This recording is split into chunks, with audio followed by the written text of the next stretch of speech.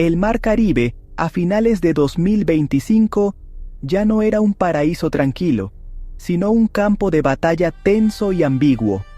Lanchas rápidas cruzaban el agua, sus misiones envueltas en secreto, mientras drones de vigilancia y sensores observaban desde arriba y abajo. La línea entre la aplicación de la ley y la acción militar se había desdibujado, con nuevas reglas y nuevos enemigos emergiendo de las sombras.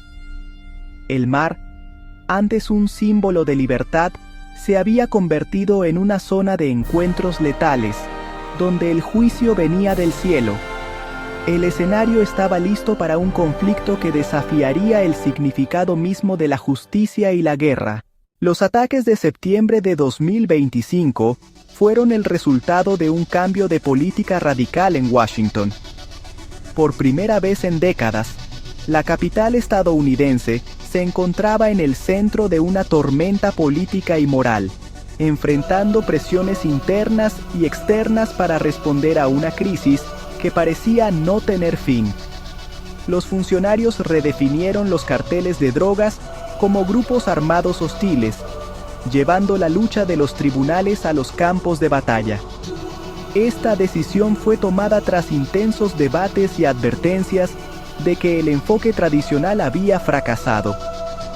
La administración enmarcó las drogas como armas y a los traficantes como combatientes enemigos, justificando la fuerza militar. Se argumentó que la amenaza era tan grave que requería medidas excepcionales, incluso si eso significaba cruzar líneas legales y éticas. Esta doctrina eludió los controles legales tradicionales, basándose en la autoridad ejecutiva y la autodefensa. Los mecanismos de supervisión fueron minimizados, y las decisiones se tomaron en círculos cerrados, lejos del escrutinio público. La campaña comenzó con una serie de ataques, tratando a los presuntos traficantes como objetivos a neutralizar, no a arrestar. Las operaciones se llevaron a cabo en la oscuridad, con rapidez y contundencia, sorprendiendo a comunidades enteras. En semanas, más de 80 personas fueron asesinadas, revelando la brutal realidad de este nuevo enfoque. El miedo y la incertidumbre se apoderaron de la población, mientras los límites entre la guerra y la justicia se desdibujaban. Las reglas y lo que estaba en juego habían cambiado. El país se adentraba en territorio desconocido, donde la fuerza reemplazaba al diálogo y la ley se volvía una sombra de lo que fue. La tensión aumentaba a medida que la inteligencia se centraba en la costa venezolana, donde cada embarcación era un objetivo potencial. Los analistas luchaban por distinguir a los traficantes de los pescadores, sabiendo que un solo error podría ser fatal. Las nuevas reglas exigían la destrucción, no el arresto, forzando al personal militar a una mentalidad de guerra. Para aquellos en el agua, la mayor amenaza era ahora invisible, observando desde arriba. La verdadera tormenta se gestaba en los centros de mando, lista para desatar la violencia en el Caribe. La cuenta regresiva para la confrontación había comenzado. El 2 de septiembre de 2025, la nueva doctrina fue puesta a prueba en circunstancias que nadie había previsto. En medio de la noche, las luces parpadeaban en la sala de guerra del Pentágono, donde la tensión era palpable y cada decisión podía cambiar el curso de la historia. En el Pentágono, el secretario de Defensa Hegseth, rodeado de asesores y analistas, autorizó un ataque con drones contra una lancha sospechosa de traficar drogas en aguas internacionales. La orden fue transmitida en segundos a los operadores, quienes monitoreaban cada movimiento de la embarcación desde miles de kilómetros de distancia. La embarcación, que transportaba a 11 personas, fue aniquilada en cuestión de segundos por un misil de precisión. La explosión iluminó la noche, y su destrucción fue transmitida en vivo a los funcionarios, quienes observaban en silencio, conscientes de la magnitud de sus acciones. La operación fue considerada un éxito inmediato. El objetivo y la carga fueron neutralizados sin bajas propias. En la sala de control, algunos celebraron discretamente, convencidos de haber dado un golpe certero contra el crimen organizado. Pero a medida que el humo se disipaba y la cámara del dron recorría los restos, la realidad se impuso.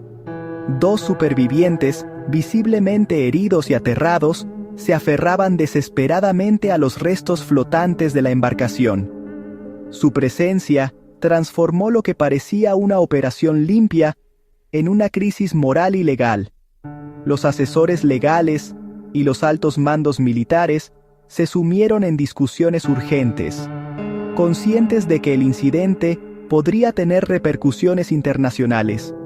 El mundo entero estaba a punto de presenciar las consecuencias de este nuevo tipo de guerra, donde la tecnología y la ética chocan en tiempo real, y cada decisión es observada por millones. Las secuelas resultarían mucho más polémicas que el propio ataque, desatando debates sobre los límites de la guerra moderna y el precio de la seguridad en el siglo XXI. Horas después, los 2 supervivientes seguían a la deriva, indefensos y expuestos. Según las leyes de la guerra, las personas náufragas están protegidas, pero la nueva doctrina no ofrecía tal claridad.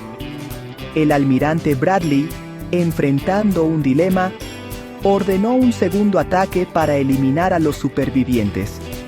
El operador del dron obedeció. Otro destello, y el mar quedó vacío.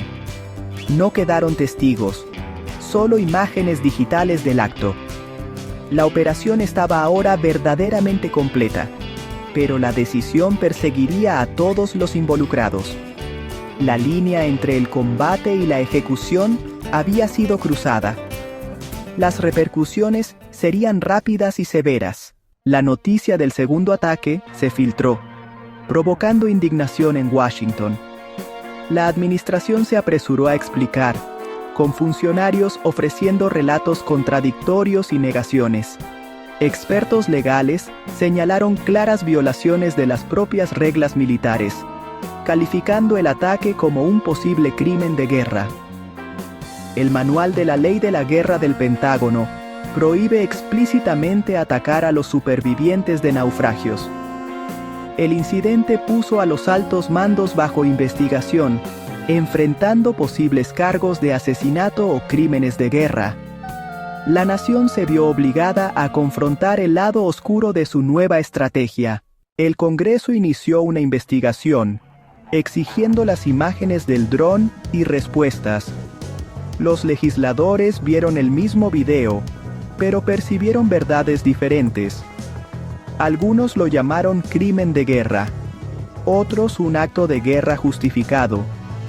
El incidente dividió al país en líneas partidistas, alimentando la desconfianza y la incertidumbre.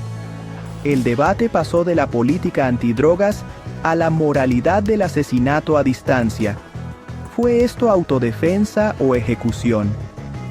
La respuesta dependía de la política, no de los hechos. Los líderes de la nación no pudieron ponerse de acuerdo sobre qué aspecto tenía la justicia. La condena internacional siguió, con grupos de derechos humanos y aliados denunciando los ataques como ilegales. Las familias de los muertos buscaron justicia en el extranjero, pero los funcionarios estadounidenses permanecieron protegidos de los tribunales internacionales. El único camino real hacia la rendición de cuentas residía dentro del sistema estadounidense, si éste decidía actuar. Los supervivientes de otros ataques fueron deportados discretamente, silenciando a posibles testigos. La estrategia de la administración contuvo las repercusiones legales, dejando que la historia fuera disputada por políticos y la prensa. La pregunta seguía siendo: ¿alguien sería responsable? ¿O la verdad sería enterrada en el mar? Meses después, el Caribe está en calma, pero el recuerdo de los ataques perdura. El mar parece haber olvidado la violencia, pero bajo su superficie Las cicatrices invisibles siguen presentes. La tranquilidad es solo aparente. En el aire flota una sensación de pérdida y de preguntas sin respuesta. El incidente se ha convertido en un símbolo de las líneas borrosas en la guerra moderna, donde la legalidad, la moralidad y la política chocan. Las decisiones tomadas en habitaciones oscuras resuenan mucho más allá de sus paredes, afectando vidas inocentes y dejando huellas imborrables en la historia. La imagen de dos supervivientes, aferrándose a los restos, persigue la conciencia nacional. Sus rostros, marcados por el miedo y la esperanza, se han convertido en un recordatorio constante de la fragilidad humana ante el conflicto. Las familias militares, las comunidades y la nación en general se ven obligadas a lidiar con el costo de la seguridad perseguida a cualquier precio. El dolor de la ausencia se mezcla con la incertidumbre, y la búsqueda de respuestas se convierte en un acto de resistencia silenciosa. La historia es ahora un cuento con moraleja sobre el poder ejercido en las sombras. Las decisiones ocultas, lejos de la luz pública, generan consecuencias que nadie puede prever completamente. Los nombres de los muertos se olvidan, pero las preguntas permanecen. Cada vela encendida, cada nombre en el muro, es un eco de lo que se perdió y de lo que aún no se comprende. Al final, el peso de la memoria es la carga más pesada de todas. Es un peso que se lleva en silencio, que une a generaciones y que, a pesar del paso del tiempo, nunca desaparece por completo.